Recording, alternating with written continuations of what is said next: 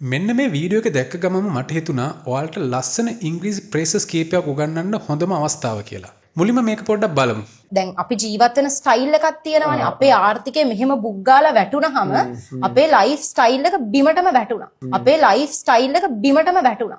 මෙතනදී මේ අපේ ආර්ථිකය මෙහෙම බුග්ගාලා වැටුනහම කියලා ගමේ භාෂාවෙන් අදහස් කරන්නේ මේ බුග්ගාන කියන එක. ඒ කියන්නේ වැටෙන්න තියෙන නරකම තැනට වැටුණා. මේක කියන්නේ ඉංග්‍රීසි භාෂාවේ හරිම ලස්සන ෆ්‍රේස් එකක් තියෙනවා. ඒක තමයි hit rock bottom. hit rock bottom. මෙන්න මේ වීඩියෝ ක්ලිප් එක අහන්න. She needs to hit rock bottom. Every film, there's a moment when the hero hits rock bottom.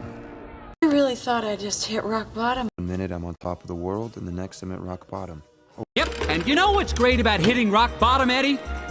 ඔයාලා මේ වීඩියෝ ක්ලිප් එකෙන් දකින්න ඇති විවිධ අවස්ථාවලදී hit rock bottom යොදා ගන්න ආකාරය. ඉතින් අර ගෑනු ළමයා කියපු වාක්‍ය අපි කොහොමද ඉංග්‍රීසි වලින් කියන්නේ? දැන් අපි ජීවත් වෙන ස්ටයිල් එකක් තියෙනවානේ. අපේ ආර්ථිකය මෙහෙම බුග්ගාලා වැටුනහම අපේ ලයිෆ් ස්ටයිල් එක බිමටම වැටුණා. When our economy hit rock bottom, our lifestyle also fell apart. When our economy hit rock bottom, our lifestyle also fell apart. මෙතනදී මේ fell apart කියන්නේ හඩාගෙන වැටුණා, විනාශ වෙලා ගියා, අන්න ඒ වගේ අදහසක් එන්නේ. මෙන්න මේ fell apart කියන එකටත් අපිට යොදා ගන්න පුළුවන් ලස්සන වචන කීපයක් තියෙනවා. අපිට ඒකට කිව්ව හැකි collapse. Our plane collapsed.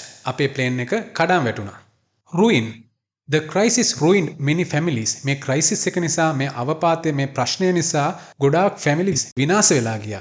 Ruined. එහෙම නැත්නම් අපිට කිව්ව හැකි crash කියලා. Their relationship crashed. Their relationship crashed. එයාලගේ relationship එක crashed වෙලා ගියා. ඒ කියන්නේ විනාශ වෙලා ගියා. ඉතින් බලන්න මේ පොඩි වීඩියෝ ක්ලිප් එකෙන් අපි ඉගෙන ගත්තා hit rock bottom, collapsed, crash, ruined. ඉතින් මෙන්න මේ වගේ විනෝදකාමී විදිහට ඉංග්‍රීසි ඉගෙන ගන්න ඕන නම් අපේ channel එක subscribe කරලා follow කරලා තියන්න. අලුත් වීඩියෝ එකකින් හම්බ වෙන තුරු ඔයාලා හැමෝටම සුබ දවසක්.